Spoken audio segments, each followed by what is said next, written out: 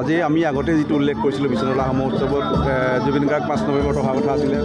আৰু সকলোৱে এই দুখ খবৰটো পালে আৰু আমি ইতিমধ্যে ঘোষণা কৰিছিলোঁ আমাৰ গোটেই আহোম উৎসৱ আছিলে জুবিন গাৰ্গৰ নামত আমি উৎসৰ্গিত কৰিম। গতিকে আজি এই কাৰ্যসূচী অনুসৰি আমি জুবিন গাৰ্গৰ নামত আজি ৰাস উৎসৰ্গা কৰিলোঁ আৰু এই গোটেই কাৰ্যসূচীক আমাৰ 5 শতাধিক দিহানামৰ দলে আচলতে আগুৱাই লৈ গ'ল। অনুষ্ঠান আচলতে হৈছে তাৰ লগে লগে আমাৰ 5 শতাধিক আচলতে বিভিন্নজনে বিভিন্ন উপস্থিত ব্যক্তিয়ে প্ৰজ্বলন কৰিলে আৰু মায়াবিনী গীতটো আমাৰ বহুকেইগৰাকী বিশিষ্ট শিল্পীৰ উপস্থিতিত আমাৰ তন্ময় শইকীয়া, আমাৰ বিদ্যাসাগৰ, মানৱ ভাগৱতী, ধ্ৰুৱজ্যোতি ৰাজখোৱাকে ধৰি বহুকেইগৰাকী শিল্পীৰ উপস্থিতি আচলতে এই গীতটো আমাৰ 5 শতাধিকে ইতিমধ্যে আমাৰ পৰিৱেশন কৰিলে আৰু তাৰ লগে লগে আমাৰ নীলিম মহন্ত ইয়াতে আছে, লাইভ ছবি কিছু সময়ৰ পৰা অংকন কৰি থাকিব আৰু এতিয়া যুগলবন্দী আমাৰ ইয়াতে চলি আছে তবলা আৰু বাঁহী জুবিনৰ ওপৰত গোটেইখিনি আচলতে কাৰ্যসূচী লোৱা হৈছে আৰু দুগৰাকী আমাৰ কবি, বিশিষ্ট কবি ডক্টৰ নৰেন কুটুম আৰু ধ্ৰুৱজ্যোতিত আছে আচলতে দুটা সুন্দৰ কবিতা আবৃত্তি কৰিলে। ইয়াৰ উপৰিও আমাৰ আচলতে আৰু পংকজকে ধৰি কেইবাগৰাকীও আচলতে গীত পৰিৱেশন কৰিব। আমাৰ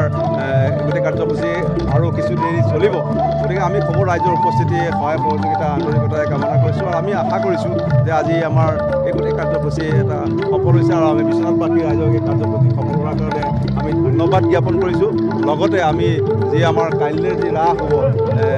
ঠিক 8 বজাৰ লগে লগে নিশা কাইলৈ আৰু পৰহিলে দুটা মানে 4 নৱেম্বৰ আৰু 5 নৱেম্বৰ দুয়োটা নিশাতে বিশ্বনাথবাসী তথা অসমবাসী ৰাইজৰ পূৰ্বৰ দৰে সহায় সহযোগিতা আমি আন্তৰিকতাৰে কামনা কৰিছোঁ।